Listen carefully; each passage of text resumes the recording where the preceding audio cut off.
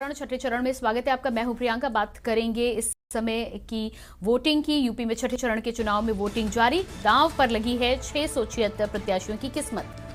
UP में छठे चरण की वोटिंग जारी, दांव पर लगी है 676 प्रत्याशियों की किस्मत।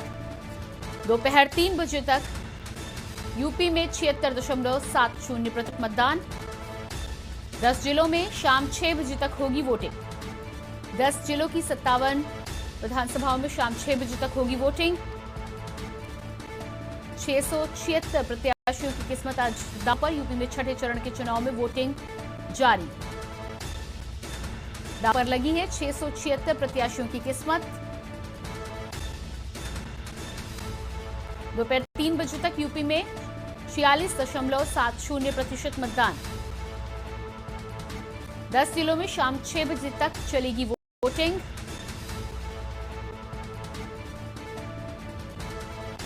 छठे चरण के चुनाव में वोटिंग जारी।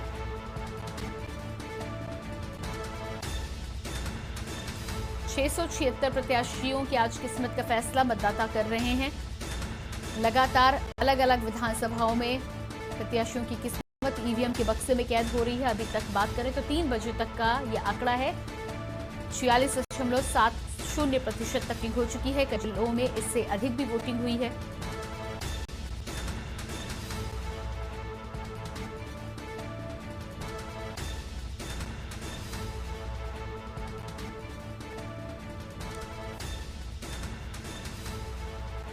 तो लगातार हम बातचीत कर रहे हैं और हमारे साथ वीरेंद्र भट्ट राजनीतिक विश्लेषक जुड़ चुके हैं।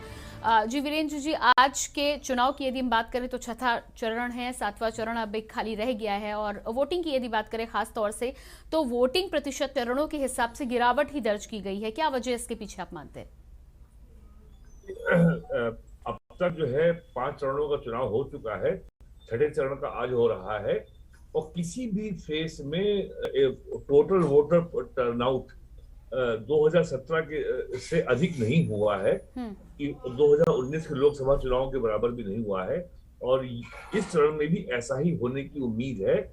इससे एक बात तो बहुत साफ होती है कि जैसा कहा जा रहा था कि वर्तमान योगी आदित्यनाथ सरकार के खिलाफ सत्ता विरोधी रुझान बहुत मुखर है, मजबूत है, एंटी इनकम्बेंसी स्ट्रांग है। भिन्न भिन्न विषय बताए गए थे कि ब्राह्मण नाराज हैं, कि महंगाई है, बेरोजगारी है, आवारा पशु हैं। यदि एंटी इनकम्बेंसी इतना बड़ा फैक्टर होता तो वो मतदान में कहीं ना कहीं रिफ्लेक्ट होता, परिलक्षित होता। तो ऐसा अब तक 6 चरणों में दिखाई नहीं पड़ा है। और मैं अपनी बात केवल तथ्यों और आंकड़ों के आधार पर कहूंगा, किसी राजनीतिक दल से मेरा कोई अनुराग नहीं है। तो जो केवल तथ्य जो बता रहे हैं, जो डाटा अवेलेबल ऑन रिकॉर्ड है, वो ये बता रहा है कि सत्ता विरोधी रुझान जैसी कोई चीज है नहीं। और ये भी और एक आकलन ये भी है कि शायद बहुजन समाज पार्टी का जो मतदाता है वो अब की बार उतना मुखर होके नहीं आया है। और 2 साल की कोरोना की महामारी से भी लोग काफी परेशान रहे हैं। ये भी एक कारण हो सकता है कि लोगों में इतना ज्यादा उत्साह नहीं है वोट डालने का और बड़ी संख्या में लोगों का इससे आर्थिक नुकसान हुआ है। उनके चलते उनके उद्योग धंधे बंद हुए हैं, उनके रोजगार घटे हैं और बहुतों ने अपने परिजनों को खोया है। तो कॉम्बिनेशन ऑफ फैक्टर्स है और ये तो चुनाव परिणाम आने के बाद मालूम पड़ेगा, जब सारे कैंडिडेट हारे जीते जब आके अपने अपने अनुभव साझा करेंगे कि उनके क्षेत्रों में क्या स्थितियां रही और राजनीतिक दल क्या कहते हैं 10 मार्च की शाम को कि क्या फैक्टर रहे, तब ये स्थिति और साफ होगी। और दूसरी बात, जो चुनाव समाप्त होने के बाद जो एकेडमिक संगठन और तमाम संगठन जो पोस्ट पोल स्टडीज करते हैं, गांव-गांव जाते हैं और समाज के भिन्न भिन्न वर्गों का वोटिंग बिहेवियर कैसा रहा और किस वर्ग में किस जाति ने किसको ज्यादा वोट देना पसंद किया, जब ये सब डाटा, जब इसकी स्टडी होती है तो पोस्ट पोल स्टडीज के बाद ही ये स्थिति बिल्कुल साफ होगी कि आखिरकार अब की बार इतना मतदान कम क्यों रहा।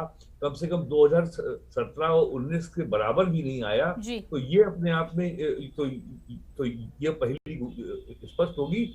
लेकिन एक बात तो स्पष्ट है कि अगर एंटी इनकम्बेंसी का रुझान इतना मजबूत होता, ये भावना इतनी प्रबल होती, तो ये वोटर टर्नआउट में रिफ्लेक्ट जरूर होती, जो होती नहीं दिख रही। जी बिल्कुल। तो जिस तरह से वोट परसेंटेज की हम बात कर रहे हैं, वोट परसेंटेज को लेकर जिस तरह से आपने कहा कि कई और एनालिसिस बाद में होंगे और उसके बाद साफ तौर पर पता लग पाएगा, लेकिन आज की स्थितियों की यदि हम बात करें, यदि ये सत्ता विरोधी नहीं है, तो क्या आप देख पा रहे हैं जितने प्रतिशत वोट इन चुनाव में दर्ज किया जा रहा है, उसके हिसाब से जितनी जितनी सीटों का दावा किया जा रहा था, उस तथ्य को आप किस तरह से देखते हैं? दोनों ही पार्टियों के द्वारा, समाजवादी पार्टी और बीजेपी के द्वारा बोला जा रहा था कि भारी संख्या में सीटें लेकर आने वाले हैं।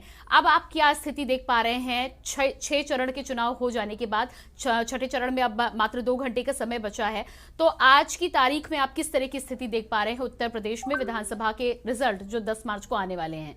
2017 के विधानसभा चुनाव प्रथम 5 चरणों में बीजेपी ने 240 सीटों पर अपनी जीत दर्ज कराई थी, और लगभग 80% के आसपास जो है उसके कैंडिडेट जीते।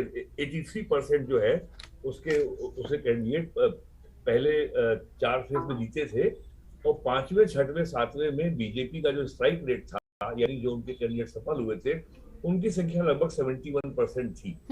और ये सिलसिला यूपी में पिछले 3 दशक से चल रहा है कि 2 अस्मिताओं की स्पर्धा है, एक जाति पे आधारित और एक हिंदुत्व पे आधारित। और ये 1990 में जब मंडल लागू हुआ, और 1990 में जब अयोध्या में कार सेवा हुई, और लगभग उसी समय बहुजन समाज पार्टी का उदय हुआ, तो ये स्पर्धा उत्तर प्रदेश में, ये कंपटीशन, ये आइडेंटिटी पॉलिटिक्स का पिछले 3 दशकों से अधिक से चल रहा है। और अब ये जो है 2014 में, 2017 में और 2019 में जिस तरीके से बीजेपी ने जाति पर आधारित जो अस्मिता की राजनीति है, जो कास्ट बेस्ड आइडेंटिटी पॉलिटिक्स है, जिस तरीके से बीजेपी ने उन पर विजय पाई है, उस सब को देखते हुए यह सेफली कहा जा सकता है कि भारतीय जनता पार्टी की जो एज है, या जो उसका प्रभुत्व है, उसमें कोई विशेष अंतर नहीं आने वाला है। और ऐसा इस चुनाव में भी होने वाला है। ऐसा लग रहा था, समाजवादी पार्टी पहले चरण से लेकर के 7वें चरण तक बीजेपी को कड़ी चुनौती दे रही है, और बीजेपी को बहुत मोटे नुकसान का आकलन किया जा रहा था। लेकिन ऐसा आंकड़ों से स्थापित नहीं होता, और जब चुनाव परिणाम आएंगे तब स्थिति और स्पष्ट होगी। लेकिन इतना तो कहा जा सकता है कि जो भी जीतेगा, समाजवादी पार्टी का या भारतीय जनता पार्टी का, जो उनका विक्ट्री मार्जिन होगा, जितने मतों से वो चुनाव जीतेंगे, वो 2017 के मुकाबले काफी कम होगा। जी वीरेंद्र जी, क्या दोनों पार्टियों में से किसी को बहुमत के पास देख पा रहे हैं आप? ये कहना अभी जल्दबाजी होगी, लेकिन जैसे रुझान हैं और जैसे डाटा अवेलेबल हो रहे हैं, और जितनी जो कैंडिडेट्स और पार्टी के लोग जो बता रहे हैं, उनका ये कहना है कि भारतीय जनता पार्टी को कुछ नुकसान अवश्य होगा। लेकिन जो दावे विपक्ष के द्वारा किए गए हैं, 400 सीटें और 390 सीटें, इन दावों के जो उन्होंने दावा किया, लेकिन ये किस आधार पे किया, ये कभी नहीं बताया समाजवादी पार्टी ने। आखिरकार इसका आधार क्या है? तो इसलिए इन दावों में कोई मुझे प्रतीत नहीं होता। और ये सही है कि लड़ाई हर क्षेत्र में है, हर विधानसभा सीट पे लड़ाई हो रही है। कहीं किसी भी दल के लिए केक वॉक नहीं है, ना भारतीय जनता पार्टी के लिए है, ना समाजवादी पार्टी के लिए है। लोगों में नाराजगी भी है, महंगाई का भी मुद्दा है, बेरोजगारी का भी मुद्दा है, आवारा पशु का भी मुद्दा है। स्थानीय समीकरण क्या होते हैं, और जिन विषयों को बीजेपी ने, समाजवादी पार्टी ने मुद्दा बनाया है कि आतंकवाद है, और या गजवाए हिंद है, या लॉ एंड ऑर्डर है, या जातीय अस्मिता है, तमाम सारे मुद्दे बने हैं। तो उन सबको देखते हुए ये चुनाव परिणाम आने के पहले कोई भविष्यवाणी करना उचित नहीं होगा। ठीक है वीरेंद्र जी, बहुजन समाजवादी पार्टी की यदि हम बात करें, तो पिछले दोनों ही चुनाव से हमने ये देखा है कि सीटें भले ही ना मिली हों, पर वोट परसेंटेज या वोट शेयर की जो हम बात करते हैं उसमें बहुत अधिक कमी दर्ज नहीं की गई थी। 10 साल से आप सत्ता से बाहर हैं, यकीनन पहले जैसा जादू चलने की अब आप बात नहीं कर रहे हैं, लेकिन क्या लगता है आपको, क्या साइलेंटली कहीं ना कहीं वोट शेयर वो बरकरार रख पाएंगे और क्या किंग मेकर की भूमिका में हो सकते हैं? छठी और सातवें फेज में बहुजन समाज पार्टी अधिकांश सीटों पर उसने इस लड़ाई को ट्रायंगुलर बनाया है। और खास करके जिन जिलों में आज मतदान हो रहा है वहां पर बहुजन समाज पार्टी टक्कर दे रही है, ट्रायंगुलर है। और ऐसे तमाम स्थान है, खासकर आजमगढ़ में, जिससे समाजवादी पार्टी का नुकसान हो रहा है। और पहले फेज में भी और दूसरे फेज में भी बहुजन समाज पार्टी ने लगभग सभी सीटों पर कंटेस्ट को ट्रायंगल बनाया था और उसने परफॉर्म किया है। और बहुजन समाज पार्टी हर स्थिति में 22% वोट तो उसको मिलता ही है और वो इस बार भी मिलेगा। सीटें चाहे जितनी भी आए, लेकिन बहुजन समाज पार्टी का वोट शेयर कम नहीं होने वाला है। और चूंकि इलेक्शन शुरू से इतना पोलराइज्ड हो गया है और समाजवादी पार्टी और बीजेपी में, तो जब इलेक्शन पोलराइज हो जाता है तो बाकी अन्य दल जो है किराया देखने लगते हैं, जैसा कि बंगाल में हुआ था। बीजेपी और तृणमूल कांग्रेस के बीच में इतना ज्यादा इलेक्शन पोलराइज हो गया कि कांग्रेस और लेफ्ट फ्रंट को एक भी सीट नहीं मिली। लेकिन यूपी में ऐसा नहीं है, पोलराइजेशन है, लेकिन इतना नहीं है कि सारे अन्य प्लेयर बाहर हो जाएं। बीएसपी के अलावा कांग्रेस भी है और उसका जो है, हालांकि जो उसका वोट शेयर है वो रहता है सिंगल डिजिट, वो इस बार भी रहने की संभावना है। लेकिन 2017 की तुलना में कांग्रेस लगभग 400 सीटों पर चुनाव लड़ रही है और 2017 में तो केवल उसके कैंडिडेट मुश्किल से 125 सीटों पे थे और उसका समाजवादी पार्टी से गठबंधन था। तो इस बार कांग्रेस का वोट शेयर भी बढ़ने की उम्मीद है और सीटें भी ठीक ठाक आ सकती हैं। और ये जो यही इलेक्शन पोलराइज है ऐसा नहीं है। 2017 में भी लगभग 170 सीटों पर समाजवादी पार्टी नंबर 2 पोजीशन पे थी, रनर अप थी। तो 2017 में भी बीजेपी को चुनौती समाजवादी पार्टी नहीं दी थी। यही स्थिति इस बार है। हो सकता है अब की बार ये समाजवादी पार्टी के सीटें हारे और जिसमें कुछ अंतर आ जाए, लेकिन लगभग बाइपोलर कंटेस्ट 2017 में भी था। जी बिल्कुल। हमारे साथ पीएन द्विवेदी जी भी वरिष्ठ पत्रकार जुड़ चुके हैं, बहुत स्वागत है आपका। पीएन द्विवेदी जी, आज हम चर्चा कर रहे हैं जिस तरह से छठे चरण का मतदान लगातार जारी है और मतदान में प्रतिशत की हमने यहाँ पर बातचीत की। हमारे साथ वीरेंद्र भट्ट जी भी राजनीतिक विश्लेषक बने हुए हैं। मैं यहाँ आपसे ये जानना चाहूंगी कि तमाम पार्टियों के हम बात कर रहे थे, यूपी में बाइपोलर चुनाव हो रहा है, ये तो हम सभी जानते हैं।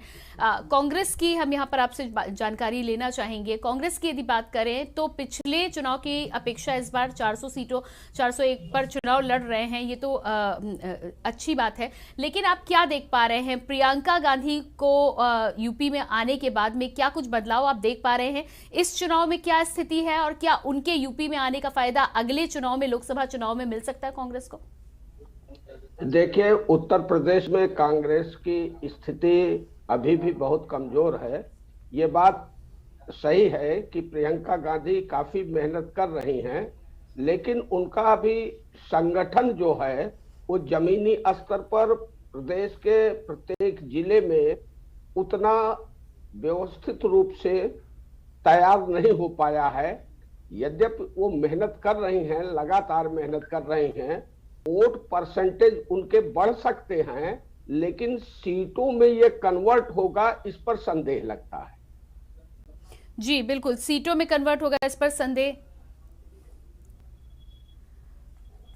और इसी बीच हमारे साथ केबक्स जी सलाहकार संपादक जुड़ चुके हैं लखनऊ से, बहुत स्वागत है आपका भी। केबक्स जी, लगातार हम यहाँ पर आज चर्चा कर रहे हैं, छठे चरण का चुनाव चल रहा है, मतदान स्थलों पर तमाम मतदाता प्रत्याशियों के भाग्य का फैसला कर रहे हैं। बाइपोलर चुनाव लंबे समय से चल रहा है, हम देख रहे हैं, लेकिन वोट परसेंटेज को लेकर चिंता सभी लोगों में बनी हुई है। लगातार तमाम जिला अधिकारियों के द्वारा, प्रशासन के द्वारा जागरूक करने की बात की, लेकिन उतना असर नहीं नजर आया। वोट प्रतिशत पिछले चुनावों की अपेक्षा गिरता हुआ नजर आ रहा है। क्या कहना चाहेंगे इस पर सबसे पहले आप? प्रियंका, ये जो जागरूकता अभियान है जो जिलाधिकारी द्वारा अब चलाया जा रहा है, ये देर से आया लेकिन दुरुस्त नहीं आया। ये बहुत देर ये अभियान चुनाव आयोग को जिस समय अधिसूचना जारी हुई थी उस समय चलाना चाहिए था, लेकिन उन्होंने नहीं चलाया। और जिलाधिकारियों को बाद में जब पहला चरण का चुनाव हो गया, वोटिंग परसेंटेज 60 के करीब रहा, तो उनको होश आया ये पहले करना चाहिए था। और दूसरा, इस चुनाव में जो पढ़ा लिखा वर्ग है ज़्यादा इंटरेस्ट मतदान में नहीं कर रहा है, और इसी वजह से ये हो रहा है। तो परसेंटेज जहाँ तक बात है, लोग जागरूक नहीं पूरी तरह से हो पाए। जो जागरूकता अभियान चलाना चाहिए जिलों द्वारा, चुनाव आयोग द्वारा, वो नहीं चलाया गया। इस कारण से ऐसा हो पा रहा। प्रियंका जी बिल्कुल। प्रमोद गोस्वामी जी भी हमारे साथ वरिष्ठ पत्रकार जुड़ चुके हैं, आपका भी बहुत स्वागत है। प्रमोद जी, वोट प्रतिशत की जब हम बात कर रहे हैं तो लगातार कोशिशें तो बहुत की गई हैं, और आज के छठे चरण की यदि हम बात करें, माना यह जा रहा था कि लंबे समय से कहीं ना कहीं बीजेपी के लिए बूथ है पूर्वांचल, और आज तो खुद योगी आदित्यनाथ मैदान में है, उसके बावजूद भी यदि हम देखें तो ऐसा कोई बहुत वोट प्रतिशत में करिश्मा नहीं नजर आ रहा है कि मुख्यमंत्री हैं, स्टार प्रचारक हैं, तमाम लोग हैं, तो ऐसे में जनता निकल कर बाहर आ रही है। क्या इसके पीछे वजह मानते हैं? क्या तमाम अन्य मुद्दे हैं, या कहीं ना कहीं एक जो समस्या तमाम संवाददाताओं के माध्यम से हमारे लिए सामने आई है, वो ये है कि वोटर लिस्ट में हर एक पोलिंग बूथ पर कई लोगों के नाम कटे हैं, परिवार के कई सदस्यों के नाम है तो कई के कटे हुए हैं। प्रियंका जी, मैं एक चीज चाहूंगा, चूंकि मैं 3 बजे तक का क्या आंकड़ा रहा है वो जरा मुझे अपडेट कर दें। 3 बजे तक की यदि हम बात करें तो जी, और इसी बीच में अपने दर्शकों को भी बड़ी खबर बता देते हैं। यूपी में छठे चरण के चुनाव में वोटिंग जारी, दांव पर लगी है 676 प्रत्याशियों की किस्मत। दोपहर 3 बजे तक यूपी में 46.70% मतदान दर्ज किया गया। 10 जिलों में शाम 6 बजे तक जारी रहेगी वोटिंग। तो ये 3 बजे तक का आंकड़ा था। यूपी का कंसोलिडेटेड आंकड़ा 46.70%। तो सीधे रुक करते हैं, हमारे साथ तमाम लोग बने हुए हैं। प्रमोद जी, जानकारी आप चाह रहे थे, 46.70% अभी तक वोटिंग हुई है, अलग अलग जगहों में, कहीं थोड़ी सी कम तो कहीं थोड़ी सी ज्यादा। हाँ, धन्यवाद प्रियंका जी।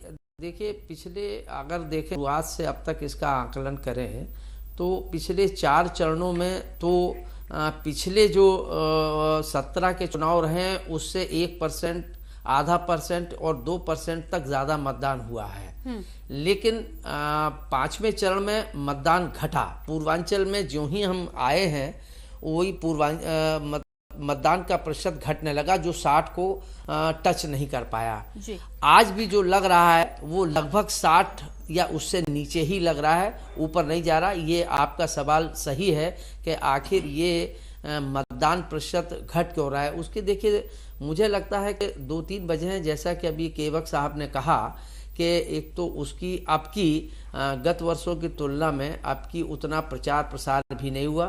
खैर, कोई ऐसा नहीं है, प्रचार प्रसार को मैं बहुत ज़्यादा महत्व इसलिए नहीं देता कि इससे पहले भी होते रहे, और मतदाता की खुद की भी जिम्मेदारी है कि वो मतदान के लिए निकलें। स्थिति ये हो गई, जहाँ तक मैं समझता हूँ कि ग्रामीण क्षेत्रों में, अंचल में तो मतदान अपने प्रभावी ढंग से हो रहा है, जितना होता रहा है उससे कुछ बढ़ रहा है।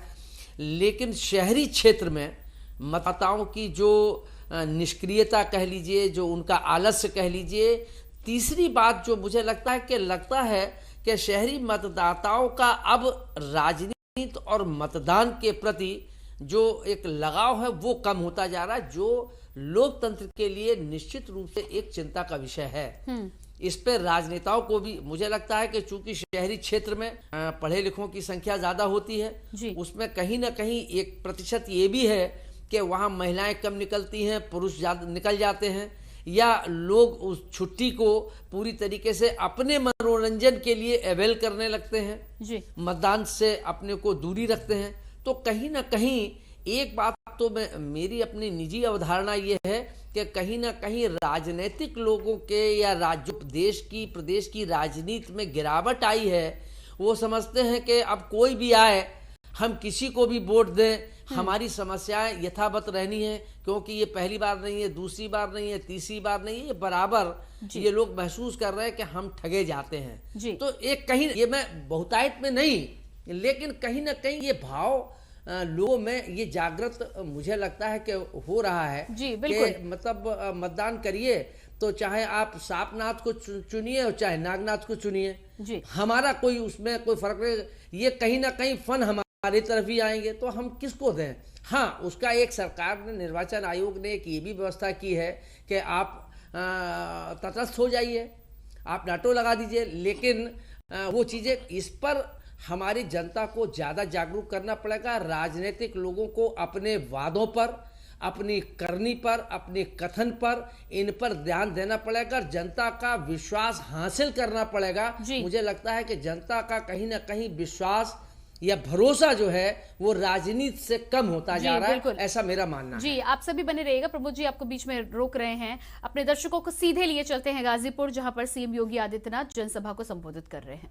अन्यथा इस शहीद स्मारक जो यहाँ पर हमारे शहीद हैं, उनके नाम पर जिस फील्ड में हम लोग आज आयोजन कर रहे हैं, एक अच्छा खासा स्टेडियम बन सकता था और राज्य सरकार इसमें पूरा सहयोग दे सकती थी, लेकिन फुर्सत ही नहीं थी इन लोगों के पास कार्य करने की।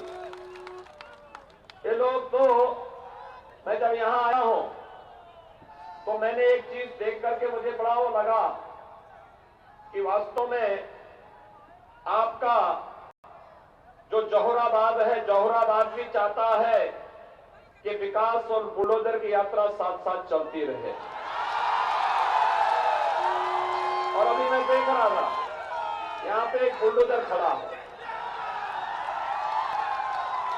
वास्तव में ये बुलडोजर वही है जिसने गाजीपुर को लखनऊ के साथ एक्सप्रेस हाईवे के साथ भी जोड़ा है। और याद करिए, आज से ठीक 1500 साल पहले जब इसी गाजीपुर जनपद के बगल में, मऊ जनपद में रामलीला के भव्य आयोजन में एक माफिया तमंचा लहराते हुए जाता है, खुली जीप में बैठ करके जाता है, रामलीला के कलाकारों को पीटता है।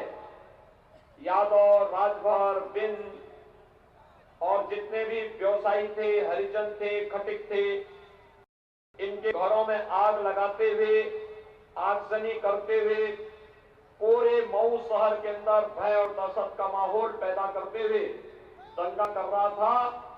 उस समय समाजवादी पार्टी की सरकार थी और समाजवादी पार्टी की सरकार उस माफिया के सामने कीड़े की तरह चुपचाप रेंग रही थी। याद करिए कैसे उस माफिया के सामने मौन थी सरकार। वह माफिया उस समय तमंचा लहरा लहरा करके भय और दहशत का माहौल पैदा कर रहा था, चुन चुन करके हिंदुओं को निशाना बना रहा था। और एक सरकार आपने पिछले 5 साल पहले देखी होगी, जब भारतीय जनता पार्टी की सरकार आई, जो माफिया खुली जीप में तमंचा लहरा करके भय और दहशत पैदा करके आगजनी करा रहा था, उसी माफिया को आपने सरकार के बुलडोजर के सामने कीड़े की तरह रेंगते हुए भी देखा है, गिड़गड़ाते हुए देखा है। अब वह खुली जीप पे नहीं चलता है, अब वह व्हील चेयर पर चलता है, व्हील चेयर पर। ये परिवर्तन है। लेकिन भाइयों बहनों, बहुत सारे लोगों को माफिया के व्हील चेयर पर चलने में परेशानी है। और मैं इसीलिए आपके पास आया हूं, आपसे कहने के लिए कि यहां पर समाजवादी पार्टी के सहयोग से जो व्यक्ति प्रत्याशी बनकर के आया है, यह वास्तव में यह इस क्षेत्र के विकास के लिए नहीं, यहां के नौजवानों के उज्जवल भविष्य के लिए नहीं, बल्कि वह उस कुख्यात माफिया का मोहरा बनकर के यहां पर केवल नमूने के रूप में आया है और ऐसे नमूनों को विधानसभा में न भेजें, मेरी आप सबसे अपील है। अच्छा विकल्प हमने दिया है कालीचरण राजभर आज आपके सामने प्रत्याशी के रूप में है और इसीलिए कालीचरण राजभर को मैंने आपके पास भेजा है। भाइयों बहनों, हम महाराज सुहेलदेव की बात करते हैं। मुझे एक बात बताइए, महाराज सुहेलदेव को सम्मान किसने दिया? महाराज सुहेलदेव 1000 वर्ष पहले जिन्होंने सालार मसूद गाजी से भारत की रक्षा की थी, ऐसे महाराज सुहेलदेव 1000 वर्षों तक उनके नाम को सरकारें नहीं लेती थी, सबने भुला दिया था। हमें आभार व्यक्त करना चाहिए प्रधानमंत्री मोदी जी का, जिन्होंने महाराज सुहेलदेव के नाम पर सबसे पहले डाक टिकट जारी किया। अगर 1000 वर्ष पहले महाराज सुहेलदेव नहीं होते तो विदेशी आक्रांता पूरे भारत का इस्लामीकरण कर दिए होते। तो ये थे गाजीपुर से मुख्यमंत्री योगी आदित्यनाथ 7वें चरण के प्रचार प्रसार के लिए जनसभा को संबोधित कर रहे थे और साथ ही साथ भाजपा में विकास के साथ बुलडोजर की भी बात कर रहे थे। फिलहाल रुकते एक छोटे से ब्रेक के लिए, देखते रहिए के न्यूज।